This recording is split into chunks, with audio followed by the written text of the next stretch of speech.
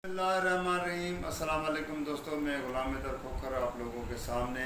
एक नई वीडियो के साथ हाज़िर हुआ हूँ। और मैं आप लोगों के साथ एक कमेंटमेंट थी कि मैं जनरल परवेज़ मुशर्रफ के एक गैर मुल्की दौरे के हवाले से तफसीलात बयान करूँगा, लेकिन क्योंकि आजकल मुल्की हालात एक नए आर्मी चीफ की तकर्री और फिर उसके से पहले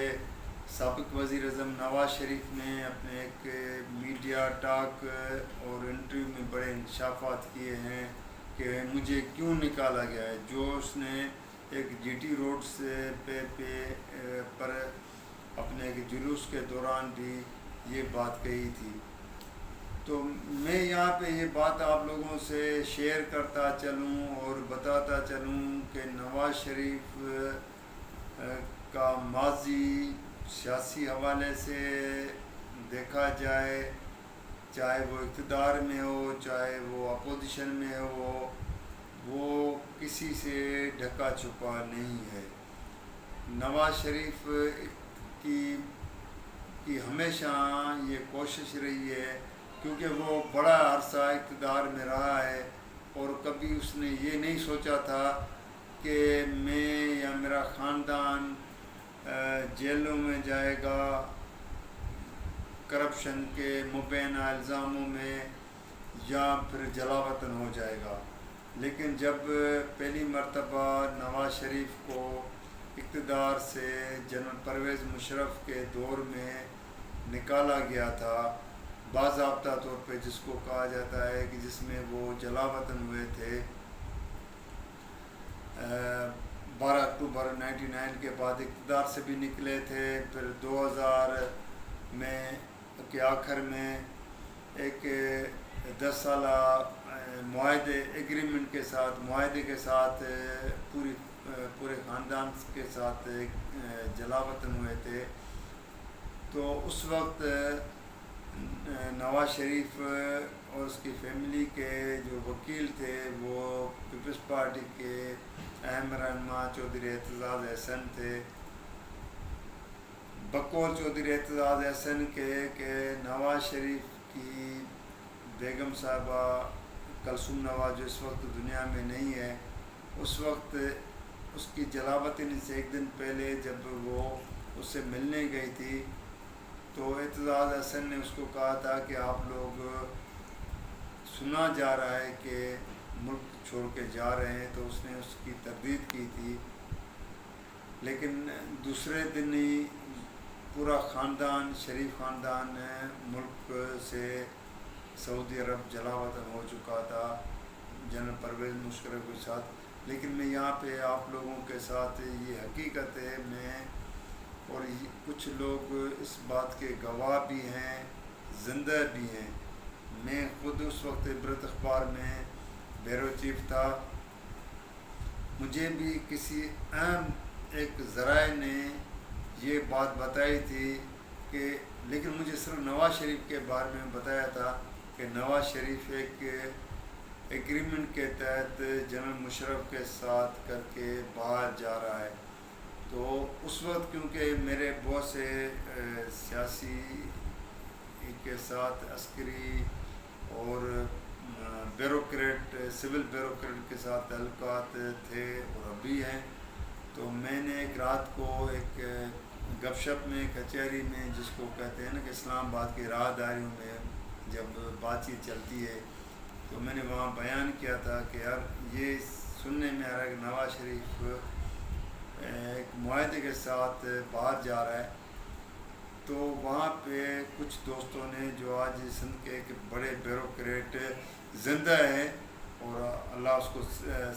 सेहत भी दे, ज़िंदा है, तो उसने तो इस बात से एग्री किया था कि हो सकता है कि इस मुल्क में सब कुछ मुमकिन है। लेकिन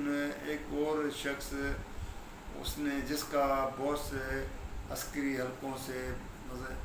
इस्टेब्लिशमेंट जिसका नाम हम फौज लेते हैं उनके साथ करीबी तल्लुकात है, तो उसने ये कहा था कि सवाल ही पैदा नहीं होता है कि नवाज़ शरीफ को मुशर्रफ मुल्क से बाहर जाने दे जिसको सज़ाएं आ चुकी हैं। अगर ये बात साबित हो गई तो मैं खुद अपने پھندا ڈال کے اور میں خودکشی کر لوں گا. لیکن ثابت وہی ہوا کہ نواز شریف اس کی فیملی ایک ایگریمنٹ کے ساتھ ملک سے باہر چلے گئے اور 10 سالہ جلاوطنی خود ساختہ، جس کو خود ساختہ جلاوطنی کہہ سکتے ہیں، کہ اس نے اختیار کی، وہ سعودی عرب چلے گئے. لیکن بات نواز شریف کی جو حالیہ لندن میں اپنی بیٹی مریم نواز کے ساتھ ایک میڈیا ٹاک کہیں یا انٹرویو کہیں، جس میں اس نے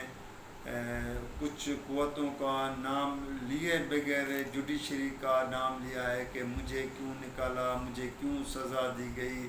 میرے کیوں 5 سال ضائع کیے گئے. تو سوال یہاں پیدا ہوتا ہے کہ نواز شریف کو اگر یہ انقلابی بننا ہے بقول چودھری اعتزاز احسن کے، کہ جب انسان کو کچھ حاصل کرنے کے لیے انقلابی بننا ہے تو پھر آپ کو فیض احمد فیض اور دیگر لوگوں شہید ذوالفقار علی بھٹو کے نقش قدم پہ بھی چلنا پڑتا ہے. تو آپ کو کھل کے سامنے آنا چاہیے. آپ سابق چیف جسٹس ثاقب نثار کا تو نام لے رہے ہیں کہ اس نے جوڈیشری کے ذریعے نکالا ہے، لیکن نواز شریف کیوں بھول جاتے ہیں کہ جب وہ خود وزیر اعظم تھے تو اس کے خلاف FIA میں جو GIT بنی تھی وہ کس نے بنائی تھی؟ وہ سپریم کورٹ نے بنائی تھی.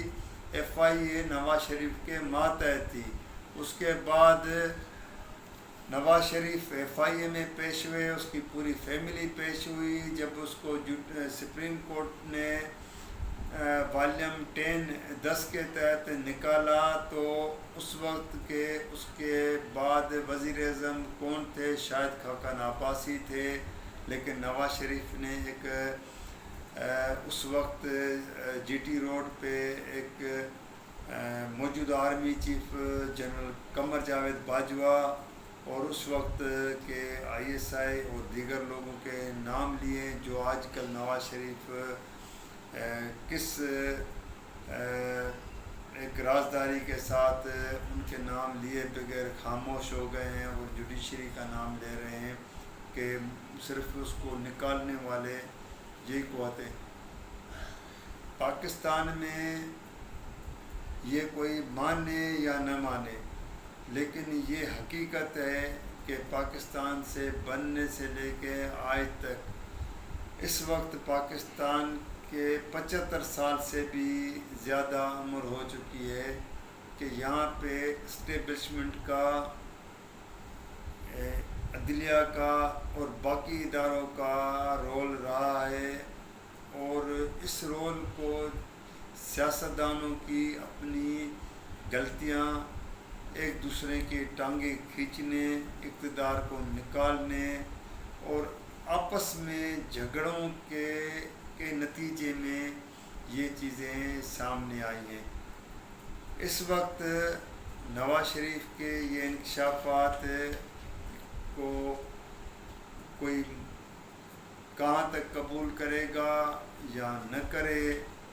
یہ تو وقت ہی بتائے گا، لیکن یہ حقیقت بن چکی ہے کہ پاکستان میں اسٹیبلشمنٹ کے بغیر نہ پہلے، چاہے اس میں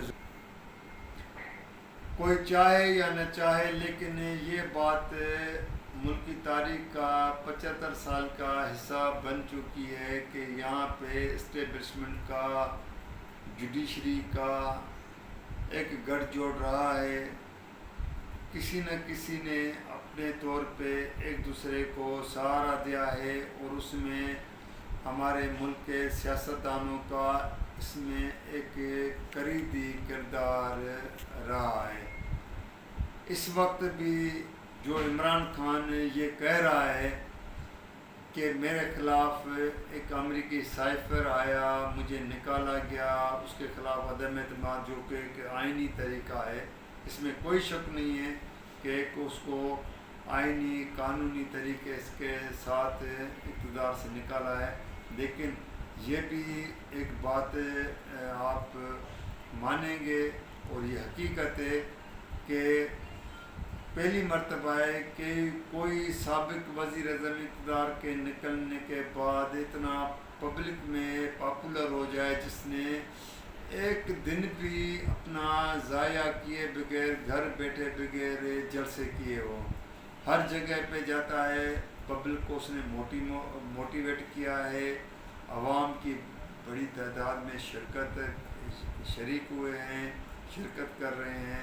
جس سے اس کا ایک مورال جو ہے جس کو کہا جائے کہ مورال اس کا جو ہے بڑھ رہا ہے, جس کے بنیاد پہ وہ لانگ مارچ کی باتیں کر رہا ہے. یہاں پہ میں آپ لوگوں کو اتنی بات بتا دوں کہ عمران خان جو کہتا ہے کہ میں نے اسلام آباد کی طرف جو لانگ مارچ اسلام آباد پہ چڑھائی کی ڈیٹ اس کے ذہن میں, اس کے دل میں, اس کے پاکٹ میں کسی پارٹی کو نہیں ہے, اس میں تو کوئی شک نہیں ہے. سب مفروضوں پہ اور اندازوں پہ چل رہے ہیں, کوئی 16 تاریخ, کوئی 14 تاریخ, کوئی 17 تاریخ دے رہا ہے. لیکن کہا یہ جا رہا ہے کہ اسلام آباد کے وہ جو اپارا اور پنڈی کے درمیان میں بیچ میں جو قوتیں ہیں, جب بھی عمران خان لانگ مارچ کی ڈیٹ کے حوالے سے قریب جا کے بات کرنے کی اعلان کرنے کے حوالے سے بات کرتا ہے تو اس کو فیض آباد کے قریب کہتے ہیں ایک گاڑی کو بریک لگائی جائے, اس طرح اس کو بریک کے طور پہ اس کو کہا جاتا ہے کہ آپ یہاں پہ رکیں. عمران خان سے کچھ قوتیں اس بات پہ راضی کرنے کی کوشش کری ہیں کہ وہ لانگ مارچ سے وہ چیزوں سے ہٹ جائیں, اس کو تاریخ دی جائے, جبکہ عمران خان اس بات پہ ڈٹے ہوئے ہیں کہ کسی بھی طرح اس کو عام انتخابات کی ڈیٹ دی جائے. دوستو, میرے ساتھیوں, آپ لوگ کیونکہ مجھے فالو کر رہے ہیں, میں ہر چیز آپ لوگوں کے سامنے ایک نئی ویڈیو کے ساتھ حاضر ہو رہا ہوں اور رکھ رہا ہوں. نواز شریف نے بھی پارٹی کے اندر شہباز شریف کو کیا پیغام بھیجا ہے اس کے حوالے سے بھی میرے پاس ہے, لیکن کیونکہ وقت بھی کم ہے اور میں کافی چیزیں آپ لوگوں کے ساتھ تفصیلی بیان کر چکا ہوں, تو اگلی ویڈیو میں نواز شریف کی وطن واپسی کے حوالے سے بھی وہ مہینہ اور وہ تاریخ بیان آپ لوگوں کے ساتھ شیئر کروں گا. اگر یہ ویڈیو آپ لوگوں کو پسند آئے تو آپ شیئر کیجیے گا, دیکھیے, لائک کیجیے گا, اور اپنے کمنٹس کے حوالے سے خاص طور پہ مجھے, کیونکہ آپ کے کمنٹس کی مجھے بہت ضرورت ہے, اس کے بغیر مجھے نہیں پتہ چلے گا کہ اس میں کتنی خامیاں ہیں, کوتاہیاں ہیں. آپ نشاندہی کریں گے تو میں اس کو مزید بہتر کروں. شکریہ.